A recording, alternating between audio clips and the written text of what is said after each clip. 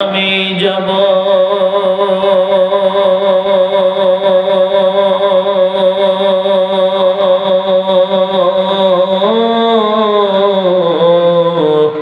সামান বিন সেই না পথ কেমনে পারি দিব একা একা যে নিরালাই ভাবছি আমি তা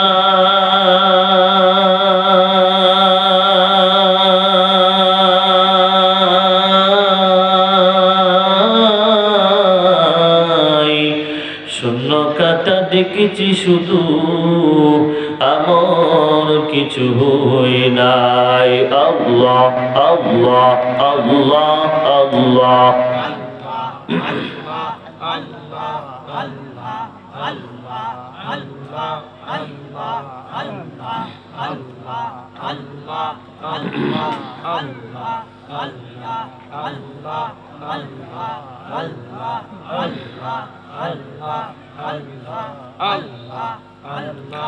لا إله إلا الله محمد رسول الله صلى الله عليه وسلم الحمد لله আমরা যারা মাঠে বসে রয়েছি আমাদের বসাটা তেমন সুন্দর না।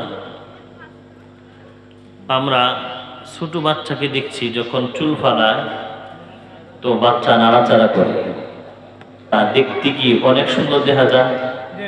হ্যাঁ, আপনারা যারা বসে রয়েছেন এরকমই দেখা যাইতেছে। এখনো খালি ওইখানে ওখানে ওইখানে ওইখানে ওইখানে খালি কিছু কিছু মানুষ আছেন। আমি আগে দোয়া করে দিই, আয় আল্লাহ, আমি আসছি সেই ঠাকুরগাঁও থেকে আপনাদের প্রোগ্রামটা ধরার জন্য। সৈয়দপুর থেকে বিমানে চলে আসছি আপনার ঢাকা বিমানবন্দরে। তো এত দূর থেকে সফর করে আসছি, থাকি আমি ঢাকা, কিন্তু গতকালকার প্রোগ্রাম ছিল ঠাকুরগাঁও। তো আমি দোয়া করে দিই, আয় আল্লাহ, যারা সামনে আসবে আপনি তাদেরকে ভিআইপি জান্নাতের প্যাসেঞ্জার বানায় দিয়ে আমিন করবেন। এখন দেখি জান্নাতটা লাগে না কার? যা জান্নাত লাগতো না হ্যাঁ উঠতো না। যদি আল্লাহ দোয়াটা কবুল করে নেয়, ঠিক না? দেখি জান্নাত লাগে না কার? জান্নাত লাগতো না, ওটা দরকার নাই। আর যদি মন চা যে আল্লাহ যদি কবুল করে না, তাহলে একটু সামনে আই, আল্লাহ কবুল করো, আমিন কর, আর একটু জোরে কর। দেখেন আমার একটা বাজে অভ্যাস হচ্ছে আমি আস্তে কথা বলতে পারি না, আর শ্রোতাদেরও আস্তে কথা শুনতে পারি না। এই জন্য নিয়ত করছি আগে আমার নিজের বলাটা তো এমনি বাংলা, এরপরে আরো বাংমু, আপনি কত বাংমু। রাজিয়া দেন সবাই। এই এলাকার মানুষের একটা বদনাম আছে, এই এলাকার মানুষ মাহফিল আয়া সুবহানাল্লাহ আলহামদুলিল্লাহ কই তুই সানা খেলায় কর লাগে। আজকে আমরা রেকর্ডটা ভেঙে তুলছি, ঠিক আছে রে? বলেন এখানে আশ্বাস শক্তি কে দিছে? এই অধ্যায় রেকর্ড ভাঙতেন, গলাটা ঠিক করে চললে একজনে কোন আশ্বাস শক্তি কে দিছে? আরো জোরে, আরো জোরে। প্রশংসা কার? সবখানে প্রশংসা করবেন কার? খাওয়ার সময়, পড়ার সময়, ঘুমানোর সময়, ঘুম থেকে ওঠার সময়, বিড়ি খাওয়ার সময়। নেশা টিশা আছে আপনাদের? বিড়ির নেশা, সিগারেটের নেশা আছে আপনাদের? আমি ঢাকা স্টাফ কোয়ার্টার আছে না, এই স্টাফ কোয়ার্টার থেকে সিএনজিতে উঠছি। সিএনজিতে প্যাসেঞ্জার লাগে 5 জন, আমি সহ পিছনে 3 জন বসছি, সামনে একজন আসছে।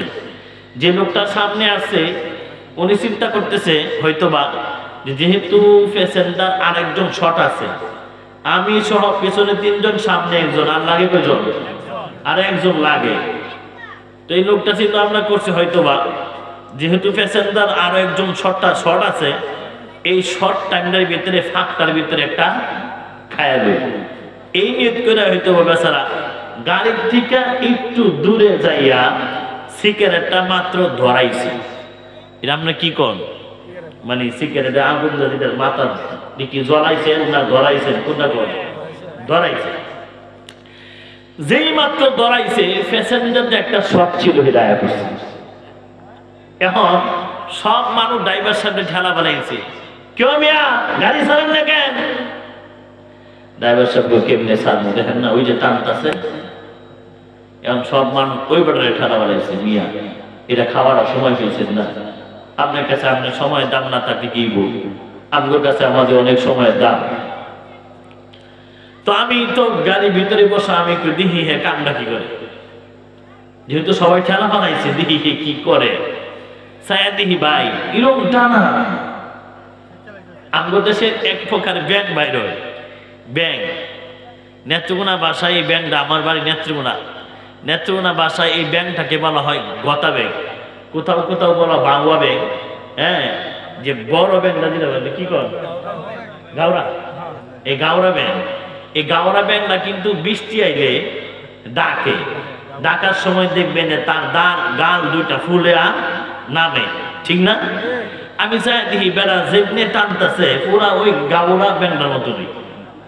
আমি কইতে দেখি শেষ পর্যন্ত হে কামটা কি করে, আমি চাই থাকি মস্কা। দেখলাম আগুনে যে মাথাটা আছে না, এটা আস্তে করে চিমড়িটা ছিঁড়ছে। আমি মনে মনে ভাবছি কথা, লোকটা মনে হয় ভদ্রলোক, হয়তো বা পুরাটা ফিজিক্যালি ফালাইতো, কিন্তু চিন্তা ভাবনা করছে পুরাটা যদি ফালাই দীর্ঘক্ষণ আগুনে ধরে থাকবো, কারোর ফাওয়ার নিচে করতে পারে, এই জন্য হয়তো বা সিরা ফালাইয়া দিব, বাসি দুটাই ফালাইব। কিন্তু না, দেখলাম আগুনের মাথাটা কোনো মতন সিরা, বাকি যে সিরা অর্ধেকটা আছে এটা ফ্যান্টের পকেটে রইলেছে, আরেকবার খাইবে নিবে। তখন আমি মনে মনে ভাবছি এটা খুব কড়া একটা নেশা, কথা ঠিক না? ধূমপানে কি যে ক্ষতি কে না জানে ভাই, ধূমপান করে যারা বিবেক তাদের নাই। আর কি আওয়াজ দেন নাকি? ঠিক বেটি করতেন না? আরো জোরে কন। বিষ পানি যেমন ক্ষতি মরণ ডেকে আনে, আর ধূমপানি তেমন ক্ষতি প্রতি টানে টানে।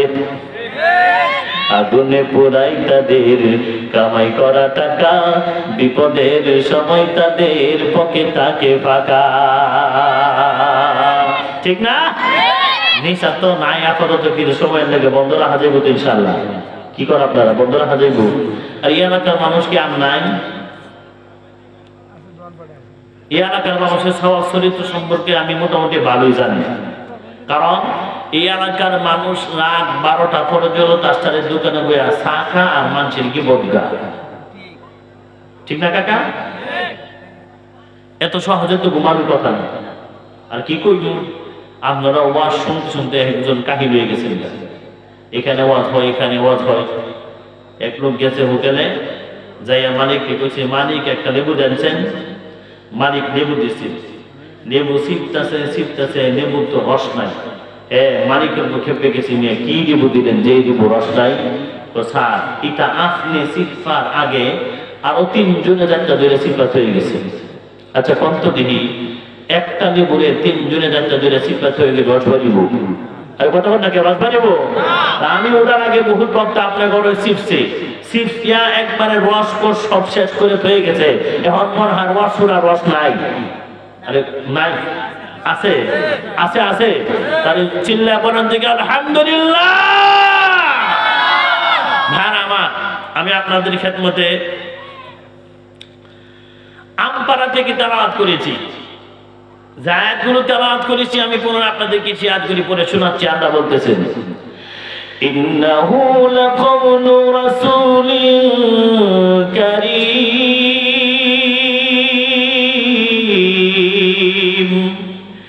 যী কুওয়াতিন ইনদা যিল আরশি মাকিন মুতাঈন সুম্মা আমিন ওয়া মা সাহিবুকুম বিমাজনুন।